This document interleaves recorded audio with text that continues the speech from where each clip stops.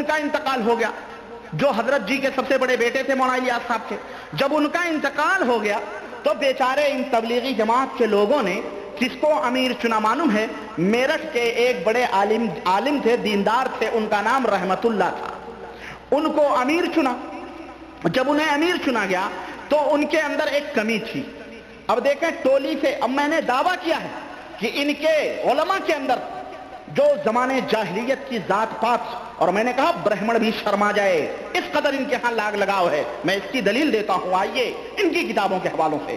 مولانا رحمت اللہ صاحب، ان کو امیر جماعت یعنی حضرت جی کا امامہ رکھا گیا، لیکن مولانا رحمت اللہ صاحب کے اندر ایک کمی تھی۔ وہ کمی یہ تھی کہ وہ بیچارے شیخ زادے نہیں تھے، بلکہ وہ روغن گر یعنی ذات کے تیلی تھے، ذات کے تیلی تھے۔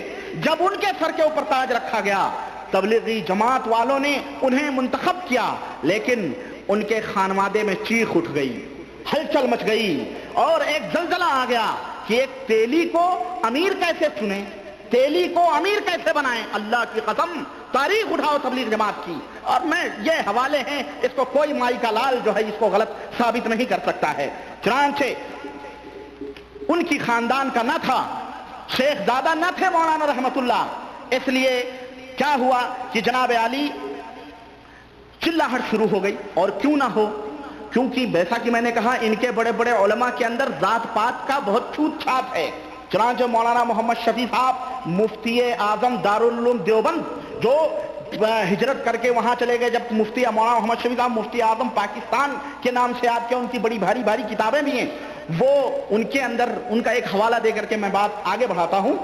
وہ اپنی کتاب غایت الانصاب کے اندر لکھتے ہیں، غایت الانصاب تک میں یہاں تک انہوں نے لکھ دیا کہ بخشش اور مغفرت جو اللہ تبارک و تعالیٰ کے ہاں ہوگی وہ صرف 4 ذاتوں کو ہوگی، شیخ، سید، مغل اور پٹھان، یہ 4 لوگ ہیں جن کی بخشش اور مغفرت اللہ تعالیٰ کے ہاں ہوگی، بقیہ لوگوں کی بخشش اور مغفرت نہیں ہو سکتی۔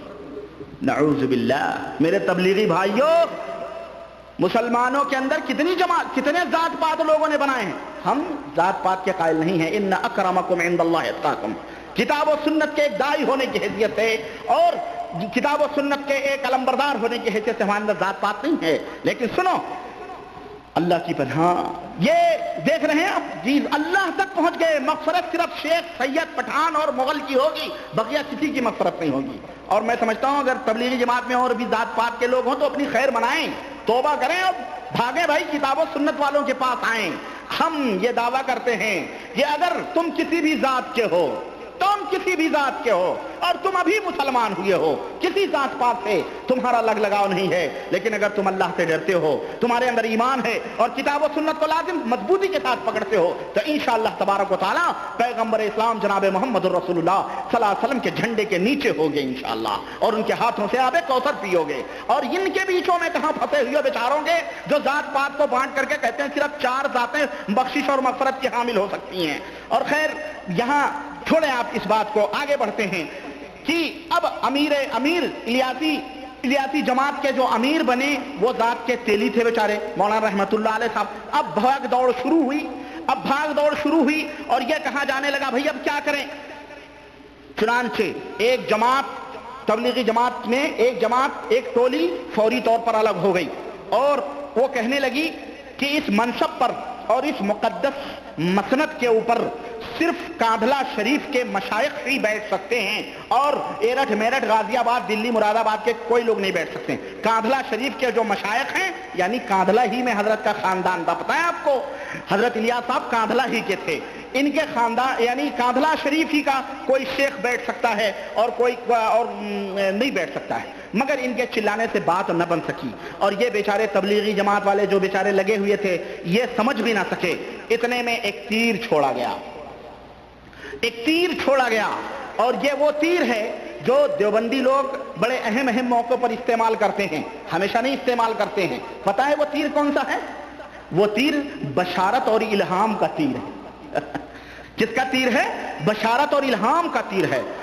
امام ابو حنیفہ رحمۃ اللہ علیہ کی فقہ کو لازم پکڑا، تو بشارت اور الہام کے ذریعے یہ ثابت کیا اور قرآن کی آیت کی تفسیر کر کے بھی یہ ثابت کیا ہے، جیسا کہ میں نے آپ کو بتلایا کہ سب سے یعنی یہی وہ لوگ ہیں جو ابو حنیفہ رحمۃ اللہ علیہ کے ماننے والے جو جنت کے اندر یعنی نبی کریم صلی اللہ علیہ وسلم کی حدیث کے مستحق ہیں. اور یہاں تک غلو کیا گیا کہ جب انہوں نے حنفیت کو پکڑا تو بشارت اور الہام کے ذریعے یہاں تک ثابت کیا کہ اس وقت اللہ تعالیٰ نے حنفی مذہب کو منتخب کر لیا ہے پوری دنیا کے لیے. جو لوگ اس سے منسلک ہیں وہی لوگ مومن ہیں اور وہی لوگ جنت کے اندر جائیں گے، باقی لوگوں کی خیر نہیں ہے. یہاں تک الہام اور کشف کے ذریعے سے اور اس کے ذریعے سے معلوم کیا. اور کسی کو جنت میں پہنچانا تو بڑا آسان کام ہے. آواز سنی گئی. کیا آواز سنی گئی؟ کہ مولانا زکریا صاحب کو جو دفن کیا گیا تو کہا گیا کہ ان کے لیے 8 دروازے کھول دیے گئے. میں نے پچھلے درس میں بتلایا ہے لیکچر کے اندر. آواز سنی گئی. آواز سننے والا کون، سنانے والا کون؟ کچھ بھی نہیں. سمجھ رہے ہیں؟ ہو سکتا ہے بھائی شیطان. ایک واقعہ میں اسی میں پڑھ رہا تھا، یہی مولانا دینی دعوت میں لکھتے ہیں مولانا ابو الحسن ندوی، اور یہ مفکر ملت ہے. مجھے تعجب ہوتا ہے کہ اتنے بڑے عالم ہیں اور اگر ہندوستان کے اندر جہاد کرنا ہو تو ان کو اگر اکسا دیا جائے کہ مولانا ذرا جہاد پہ تقریر کر دیں، میں سمجھتا ہوں پورے مسلمان اکٹھا ہو جائیں گے، ہے نا. اتنا تقدس ان کا. اور آج بھی بڑے بڑے لوگ بھی رواداریوں میں ان کی عزت کرتے ہیں، اس میں کوئی شک نہیں ہے. لیکن انہوں نے کبھی جہاد کے موضوع پہ کبھی تقریر نہیں کی، نہ کبھی جہاد کے اوپر مسلمانوں کو اکسایا. کیونکہ صوفی کہاں جہاد کرتے ہیں؟ ان کے ہاتھوں سے نہ تلوار اٹھیں گے نہ تیر اٹھیں گے، یہ کہاں ہوتے ہیں. تو جناب مولانا جو ہیں ہمارے، انہوں نے بھی اس واقعے کو نقل کیا ہے کہ حضرت الیاس صاحب جو جب مکہ حج کرنے کے لیے آئے تو باب العمرہ کے سامنے کھڑے ہو کر کے کسی کو وعظ اور نصیحت کر رہے تھے. تو اتنے میں باب العمرہ کے پاس سے ایک آدمی نکلا اور اس نے کہا جو کام کر رہے ہو بہت اچھا کام ہے، اور یہ ایسا کام ہے کہ اگر ہم تمہیں بتلا دیں کہ اس کا اجر و ثواب کتنا ہے تو خوشی و مسرت میں تمہیں موت واقع ہو سکتی ہے، یعنی شادی مرگ تمہیں ہو سکتا ہے، یعنی تم بے ہوش ہو جاؤ گے، اتنا اجر اور ثواب ہے. کہنے لگے. پھر اس کے بعد وہ آدمی غائب ہو گیا. وہ آدمی شیطان بھی تو ہو سکتا ہے. یہ کیوں نہیں سمجھتے ہو؟ اس لیے کہ جو تعلیمات تم نے بیڑا اٹھائی ہیں وہ پھیلانے کے لیے، وہ تعلیمات جو تم نے اپنی کتابوں میں لکھی ہیں وہ شیطانی تعلیمات ہیں. وہ عقائد کی تعلیمات جو قرآن و سنت سے قطعاً الگ اور تھلگ ہیں، تمہارے گھر کے بنائے ہوئے عقیدے اور ایمان ہیں، وہ میں بھی بتاؤں گا انشاءاللہ تبارک تعالیٰ. چنانچہ بشارت اور الہام کا تیر چلایا گیا. وہ کیا ہوا جناب علی؟ کیسے بشارت ہوئی؟ اور ایسا تیر مارا گیا کہ مولانا رحمت اللہ صاحب بیچارے جیسے پتی نہیں ٹوٹ کے گرتی ہے درخت سے، پتے کٹی ہوئی پتنگ کی طرح نیچے آ گئے. اور ظاہر ہے اس بشارت اور الہام کے آگے وہ کہاں ٹک سکتے ہیں. ہوا کیا؟ اتنے میں شیخ الحدیث مولانا زبدۃ الاماثل مولانا زکریا صاحب نے خواب دیکھا. کون زکریا صاحب؟ یہ تبلیغی نصاب کے لکھنے والے مولانا زکریا صاحب نے. انہوں نے خواب دیکھا. خواب کیا دیکھا؟ کہا کہ اور یہ زکریا صاحب کون ہے معلوم؟ مولانا الیاس صاحب. میں خاندان کا نام لے کے چل رہا ہوں کہ یہ پورا چٹھا بٹھا ایک خاندان میں رکھنا چاہتے ہیں. خاندان کے علاوہ آج تک کوئی امیر نہیں بنا ہے، میرا یہ دعویٰ ہے. مولانا الیاس صاحب کے سگے اور حقیقی بھتیجے ہیں مولانا زکریا صاحب شیخ الحدیث. اور صرف سگے بھتیجے ہوتے تو ہو سکتا ہے بائی کاٹ چچا بھتیجوں میں ہو سکتی ہے. مولانا حضرت کی ایک صاحبزادی بھی مولانا کی اہلیہ محترمہ تھی، یعنی داماد بھی سگے تھے. مولانا زکریا صاحب الیاس صاحب کے سگے داماد بھی ہیں. انہوں نے خواب دیکھا. خواب کیا دیکھا؟ کہتے ہیں میں نے خواب دیکھا اور خواب میں بشارت ہوئی ہے کہ ایک مشین ہے جسے عزیزی یوسف سلمہ چلا رہے ہیں. جب وہ مشین چلاتے چلاتے تھک گئے تو مشین عزیزی انعام الحسن نے چلانا شروع کیا ہے. اور انعام الحسن کون ہے معلوم ہے؟ انعام الحسن صاحب مولانا زکریا صاحب کے خاص داماد ہیں، چہیتے داماد ہیں. واللہ بتا رہا ہوں، مر گئے ابھی کچھ دن ہوا ہے مرے. مولانا انعام الحسن صاحب یہ مولانا زکریا صاحب کے داماد ہیں. کہنے لگے کہ مشین چل رہی تھی، چلاتے چلاتے عزیزی یوسف سلمہ تھک گئے تو مولانا انعام الحسن صاحب چلانے لگے. یہ مشین ہے. تبلیغ جماعت کیا ہے؟ اور یقیناً مشین ہے. घिसते जाओ घिसते जाओ घिसते जाओ, बेचारों को मशीन बनाया हुआ इन्होंने। सुनो, थक गए तो मौलाना इनामुल हसन सलमहू ने चलाना शुरू किया। ताबीर बताई उन्होंने, ताबीर यह है कि इस काम को चलाने के अहल मौलवी रहमतुल्लाह नहीं बल्कि अजीजी इनामुल हसन साहब। चुनांचे अब जब यह खुशखबरी और बशारत हुई, कटी हुई पतंग की तरह रहमतुल्लाह साहब ने मसनदे इलियासी छोड़ी और इलियासी ग्रुप के नए अमीर मौलाना इनामुल हसन साहब को चुन लिया गया, जो आज तक अमीर थे। इसके बाद कौन अमीर हैं मुझे नहीं पता है। मैं सोच रहा था कि जरा मैं चलते चलते अपने इख्वान से मालूम करूं कि तबलीगी जमात के इस वक्त कौन अमीर हैं। आप लोगों में किसी को पता है? बताओ भाई। चले, अच्छा है, नहीं मालूम है, जरूरत क्या है मालूम होने की, समझ रहे हैं? तो अब वही होंगे, उन्हीं के खानदान में से होंगे, ये मैं समझ रहा हूं। तो मेरे भाई, अब क्या था, ये बेचारे रहमतुल्लाह साहब निकाल दिए गए। चुनांचे जमीयत उलमाए हिंद के ऑर्गेनाइजर बनाए गए दिल्ली के अंदर। जब वहां आए और वहां भी उनकी मकबूलियत और शोहरत बढ़ने लगी तो वहां से भी उनका पत्ता काट दिया गया। अब ये बेचारे अल्लाह को प्यारे हो चुके हैं। अगर जिंदा होते तो इनसे पूछा जाता कि मौलाना आप तेली थे, आपकी बदनसीबी थी कि आप रोगनगर के घर में पैदा हो गए। अरे शेखजादे में पैदा होते, सैयदजादे में पैदा होते, ऐश करते जिस तरह बरेलवी पैर चटवा रहे हैं, ये भी चटवा रहे हैं भाई। हजरत जी का लकब लेकर के सब कुछ, पैर दबाए जा रहे हैं, पीठ दबाए जा रहे हैं, कब्रों पे मुराकबे हो रहे हैं, सब कुछ हो रहा है।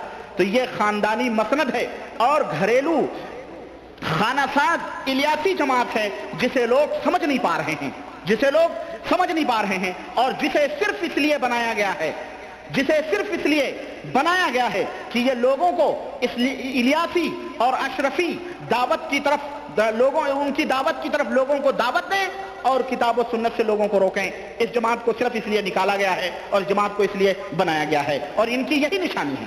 खैर, ये तो रही खानदानी ईसाले सवाब की बात कि पूरी तबलीगी जमात लगी हुई है मौलाना अशरफ अली थानवी की ईसाले सवाब पहुंचाने, ईसाले सवाब के लिए।